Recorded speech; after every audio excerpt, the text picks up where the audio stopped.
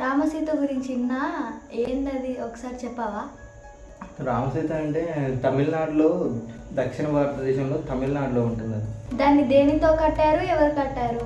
ప్రస్తుతానికైతే అది ఇసుక మరియు సున్నపు దిబ్బలతో ఉంది. సముద్రం పైన తేలుందా? అది సముద్రం లోపల 1.2 మీటర్ల లోతులో ఉంది. దాన్ని కట్టింది ఎవరు? దాన్ని కట్టింది శ్రీరాముడు. దేనికోసం? తెలుసుగా, రాముడు అక్కడికి వెళ్ళి అతని భార్యను తీసుకొని రావదామని వారధి కట్టి అప్పుడు సీతమ్మని తీసుకొని ఇక్కడికి వచ్చాడు రావణాసుడి దగ్గర నుంచి. అలాగా. రాముడు ఒక్కడే కట్టిండా? రాముడు మాత్రమే కాదు, రాముడితో పాటు వానర సైన్యం మొత్తం కట్టి దానిపై రాళ్ళపైన రామ్ అని రాష్ట్రం వల్ల అవి వాటిలో తేలేవి. సో దాని ద్వారా రాముడు అవతలికి వెళ్ళి వానర సైన్యంతో రావణాసుడితో యుద్ధం చేసి తీసుకొని వచ్చింది అనమాట. అలాగా. ఎన్ని రోజులు కట్టిండు?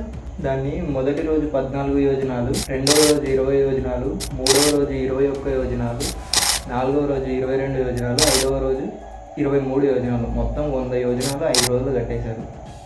అవును, యోజనం అంటే ఏంది? యోజనం కాదు, యోజనం. యోజనం అంటే 3 మైళ్ళు అని అర్థం. మళ్ళీ మైలు అంటాడు, మళ్ళీ అంటే ఏంది? మళ్ళీ కాదు, అది మైలు. మైలు అంటే 1.6 కిలోమీటర్ అని అర్థం.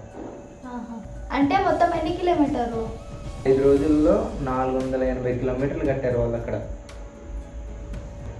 5 రోజులు 480 కిలోమీటర్లు ఎలా కడతారు?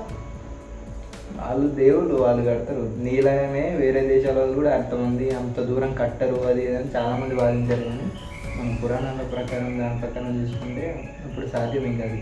లంకకి భారతదేశానికి అప్పటికి ఇప్పటికి సేమ్ దూరం ఉందా? ఇప్పుడు ఓన్లీ 60 కిలోమీటర్లు మాత్రమే ఉంది. అదేంటది? అదేంటంటే ఇంతకుముందు 8,69,000 సంవత్సరాల కింద జరిగింది అది. అప్పటికి ఇప్పటికి భూమిలో మార్పులు జరుగుతాయి కదా. అలాగే ఇది కూడా జరిగిందని అనుకోవచ్చా? అంతేగా మరి. రాముడు సీత కోసం అంత పెద్ద సముద్రం దాటొచ్చాడు, నువ్వు నా కోసం వస్తావా? ఈ క్వశ్చన్కి మీరేమంటారో మీ వైపుల విషయంలో చెప్పండి.